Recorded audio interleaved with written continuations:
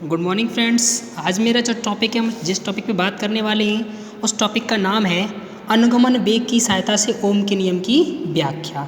तो देखिए, सबसे पहले हम क्या करते हैं, अनुगमन वेग है। अब अनुगमन वेग की परिभाषा मैं पहले ही आपको बता चुका हूँ क्या होती है, कि वह वेग जिसकी सहायता से कोई इलेक्ट्रॉन किसी चालक में, कोई मुक्त इलेक्ट्रॉन किसी चालक में गति करता हुआ क्या कहलाता है, अनुगमन वेग। या सीधा कह सकते हैं, जब किसी चालक को किसी सूक्ष्म विभव वाली या सूक्ष्म विभव वाली बैटरी से जोड़ दिया जाता है तो मुक्त इलेक्ट्रॉनों को एक क्या है, एक नियत वेग प्राप्त हो जाता है। उस नियत वेग को ही अनुगमन वेग कहा जाता है। अनुगमन वेग को इंग्लिश में ड्रिफ्ट वेलोसिटी बोलते हैं, ड्रिफ्ट वेलोसिटी, इसलिए इसे वीडी से रिप्रेजेंट करते हैं। अब हम बात करते हैं अनुगमन वेग की सहायता से ओम के नियम की व्याख्या। तो क्या करेंगे, सबसे पहले हम डायग्राम बनाएंगे। मैंने मान लिया मेरे पास एक चालक है, ठीक है, हम चालक बना लें। ये मेरे पास चालक है एक, इसे एक बैटरी से जोड़ देते हैं, प्लस माइनस। धारा हमेशा प्लस से बाहर निकलती है और अंदर से क्या आती है, धारा माइनस से अंदर की ओर आती है, ठीक है। अब देखो, जैसा कि चित्र में हम देख रहे हैं कि धारा की दिशा कैसी है, इधर की ओर है, तो इलेक्ट्रॉनों का जो फ्लो होगा वो इसके ठीक विपरीत होगा। ये मैंने मान लिया मुक्त इलेक्ट्रॉन है हमारे। मैंने माना चालक की लंबाई स्मॉल एल, चालक का क्षेत्रफल ए और अनुगमन वेग वी डी मान लिया। क्लियर, ठीक है। अब चालक है मेरा, तो क्या होगा, जब मेरा चालक है तो इसमें कुछ ना कुछ वेट होगा, द्रव्यमान होगा चालक का।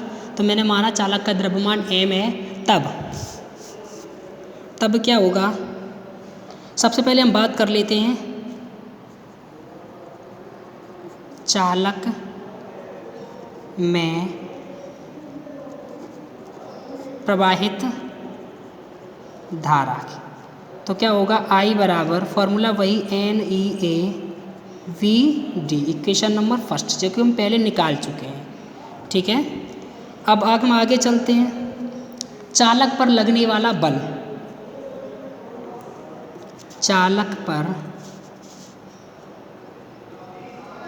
लगने वाला बल क्या होता है बेटा, F बराबर ma। अगर यहाँ से हम a की वैल्यू निकालें तो क्या आ जाएगी, F अपॉन m, ठीक है। अब F बराबर मैं आपको पहले पढ़ा चुका हूँ, E बराबर फॉर्मूला क्या होता है, F अपॉन Q या F अपॉन E मैंने इसलिए रख लिया है Q की जगह, क्योंकि E और Q की वैल्यू सेम होती है, इस वजह से। अगर यहाँ से हम F की वैल्यू निकालें तो क्या निकल के आएगी, E और E क्रॉस मल्टीप्लाई हो जाएगा। अब हम ये भी जानते हैं, देखिए E बराबर B अपॉन L भी होता है, तो इसलिए F बराबर क्या निकल आएगा, अगर हम E रखेंगे यहाँ पे तो VE अपॉन L। क्लियर। अब VE अपॉन L क्या करें हम, इसे मान लें इक्वेशन नंबर दूसरा, समीकरण 2 में रखने पर, समीकरण 2 में रखने पर, ठीक है। समीकरण 2 में रख रहे हैं। अब हम समीकरण 2 में रख रहे हैं, इसका मान रख दो समीकरण 2 में, तो क्या हो जाएगा, मुझे मिलेगा E बराबर VE अपॉन ML। ये मुझे त्वरण A का मान मिल गया। किसका मान मिल गया, त्वरण A का, ठीक है। अब चालक में कई एक इलेक्ट्रॉन गति कर रहे हैं, तो गति के समीकरण, जब गति कर रहे हैं तो गति का समीकरण लगेगा। गति के प्रथम समीकरण से, गति के प्रथम समीकरण से क्या होता है, V बराबर U प्लस AT, ठीक है। अब V की जगह क्या यूज़ कर रहे हैं, VD। U क्या होता है, प्रारंभ वेग हमेशा 0 होता है, प्लस A को A। T की जगह क्या यूज़ कर रहे हैं, श्रांतकाल टाउ, क्योंकि जब इलेक्ट्रॉन किसी चालक में गति करते हैं तो टाइम की जगह हम श्रांतकाल यूज़ करते हैं। श्रांतकाल एक प्रकार का टाइम होता है, लेकिन दो इलेक्ट्रॉनों की टक्करों के बीच लगने वाला समय होता है, उसे कहते हैं श्रांतकाल। यहाँ टाउ से रिप्रेजेंट कर लिया। यहाँ चलो हम सो भी कर दे रहे हैं कि T बराबर टाउ। क्लियर। इसमें हम क्या करें, A की वैल्यू रखते हैं।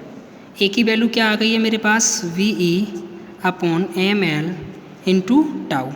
VD का मान आ गया। यह VD का मान हम ले जाके कहाँ रख दें, समीकरण नंबर 1 में रखो, ठीक है। अब हम क्या करते हैं, इस VD के मान को समीकरण 1 में रखने पर। यहाँ लिख सकते हैं समीकरण 1 में रखने पर। चलो रखो। I बराबर क्या मिलेगा हमें, NEA VD की वैल्यू VE टाउ अपॉन में ML। ML है तो ML का मल्टीप्लाई इधर कर दें, IML is equal to NE square आ जाएगा। एक ही A और एक ही E ये है, AV और टाउ। अब हम क्या करें, I को V के नीचे ले जाओ, जो V के साथ वैल्यू है वो ML के नीचे ले आए, A और टाउ, तो V अपॉन I।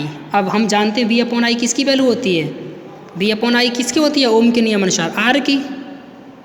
इसलिए V upon I equal to ML upon N E square A tau equal to R। यही होता है आपका ओम का नियम।